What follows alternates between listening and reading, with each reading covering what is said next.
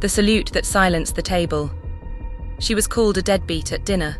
Then her brother-in-law walked in wearing his uniform, and everything changed in an instant. The mashed potatoes were still steaming when my mother said it. "Eliza, you're embarrassing this family." Not whispered, not pulled aside in the kitchen with a hand on my shoulder and a worried frown. No, she said it loud, deliberate, at a table full of people who all suddenly found their plates incredibly interesting. My aunt, my cousins, my grandmother, who at least had the grace to look uncomfortable. I set my fork down slowly. The clink of silver against ceramic sounded like a gavel. I, Eliza Martin, former Staff Sergeant, United States Army Intelligence Corps, decorated veteran of 2 overseas deployments, holder of a classified commendation that I was legally prohibited from discussing, sat at my childhood dinner table and said nothing. Because I had promised myself I would say nothing. I had driven 4 hours to be here. I had pressed my civilian clothes with the same precision I once used on my dress uniform. I had brought wine, flowers for my mother, and a toy for my nephew. I had done everything right. And still, "She's been between jobs for 8 months, my brother Marcus said, using air quotes with his fingers, smirking at the cousin sitting next to him. 8 months, some of us work for a living. He said the last part under his breath, but not far enough under. Deadbeat. I heard it, everyone heard it. The word landed like a stone dropped into still water, and the ripples moved around the table in slow, horrible circles. My grandmother coughed. My aunt reached for the bread basket.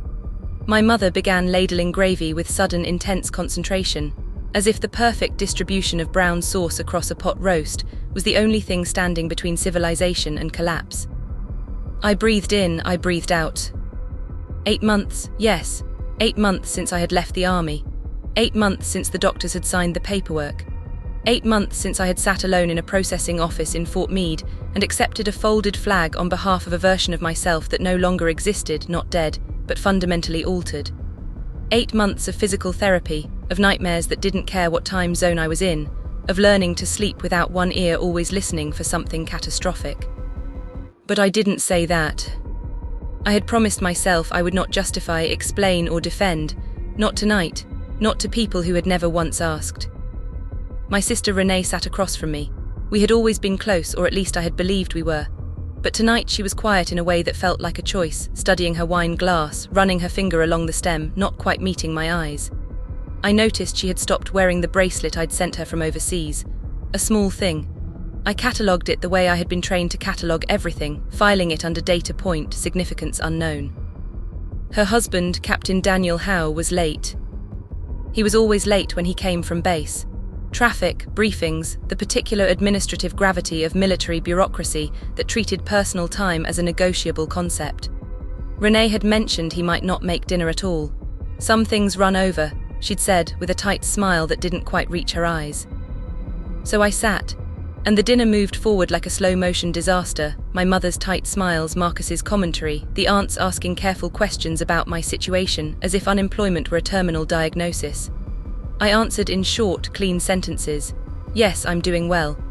No, nothing specific yet, thank you for asking. I was 22 minutes into the longest dinner of my life when the front door opened. Daniel walked in still wearing his service uniform. Army dress greens, brass polished. Posture carrying that particular military precision that never fully leaves a person's body, even when they're standing in a suburban dining room that smells like pot roast and scented candles. He stopped in the doorway. His eyes moved around the table the way trained eyes always move, quick, systematic cataloguing. He registered his wife. He registered the family. He registered the tension sitting over the table like weather. And then his eyes landed on me. I watched the exact moment he understood. It wasn't the civilian clothes that told him. It wasn't anything I said. It was something subtler, the way I was sitting, perhaps. The way my hands were positioned. The particular stillness of someone who has learned that stillness is a tactical advantage. Soldiers recognize each other the way musicians recognize a key change. Something shifts in the air and your body knows before your brain catches up. Daniel Howe was a captain. I had been a staff sergeant. In any official setting that made him the superior officer. But Daniel was also an intelligence officer who had done his homework, and somewhere in the fog of family information and Renee's carefully edited stories, Certain facts had apparently not made it to the dinner table. He crossed the room. He stopped beside my chair.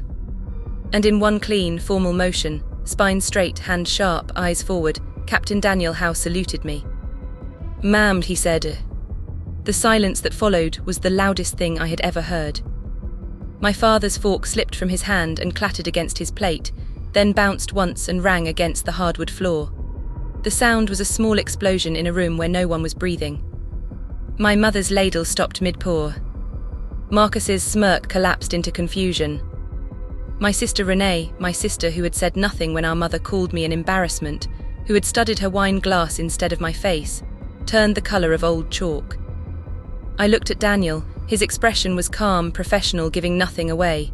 The salute held. I stood, slowly, with the posture my drill sergeant had beaten into me a decade ago and which my body had never forgotten, not through everything that had come since. I returned the salute. "At ease, Captain," I said quietly. He lowered his hand. A small smile crossed his face, not smug, not performative, just honest, the smile of a man who had done the right thing and knew it. He pulled out the empty chair beside me and sat down. "Sorry I'm late," he said to the table as if nothing extraordinary had just occurred. "Traffic on Route 9 was a nightmare." He unfolded his napkin, placed it on his lap and reached for the water pitcher. "This looks incredible, Linda. You've outdone yourself." My mother made a small sound that was not quite words. No one spoke for a long moment. Then my grandmother, 81 years old, sharp as a tack and utterly unbothered by social awkwardness, looked at Daniel and said, "What was that about?"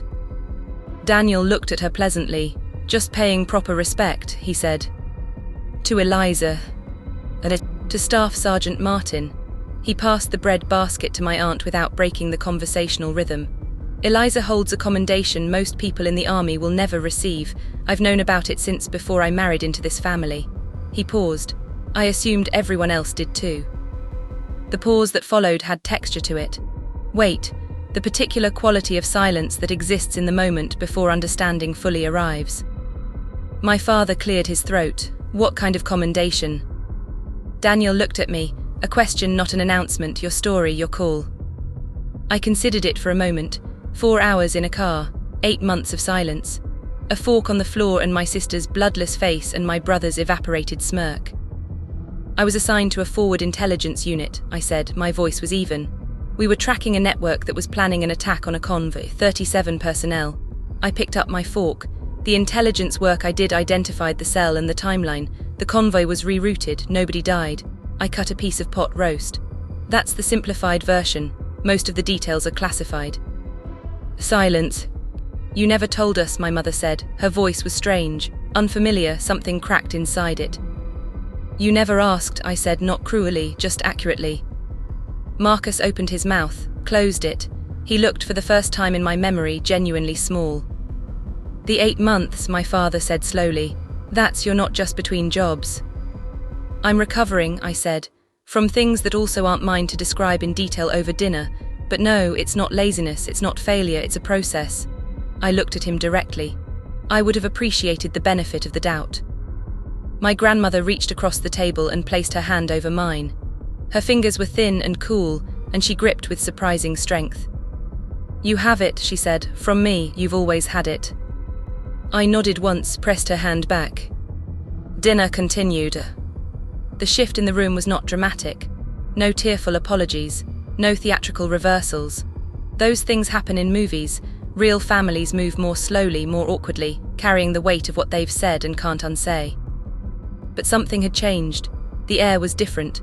Marcus was quiet, not his usual pointed quiet, but a smaller, more private kind.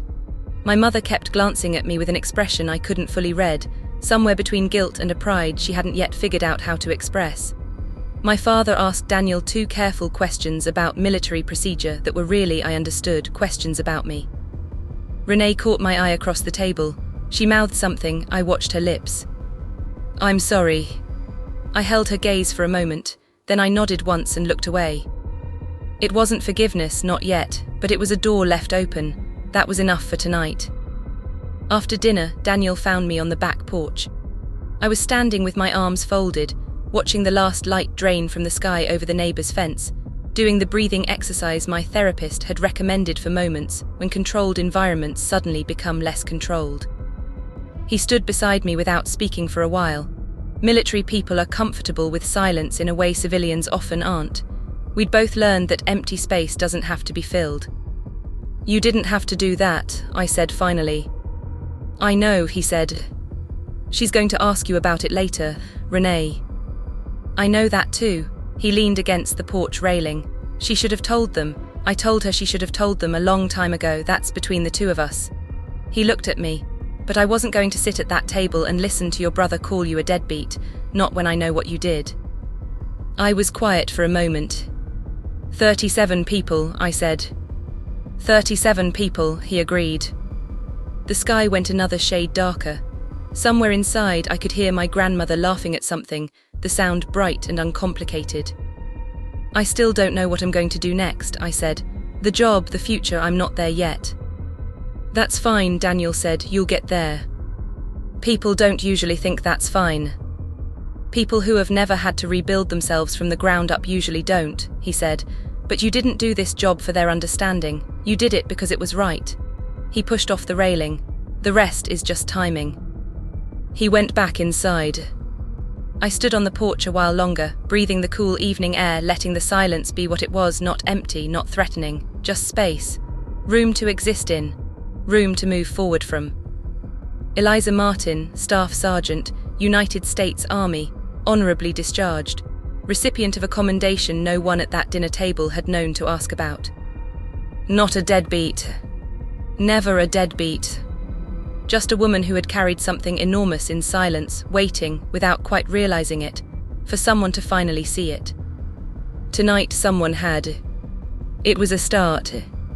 If this story moved you, share it with someone who's been quietly carrying more than anyone knows. Sometimes the salute comes late, but it still counts.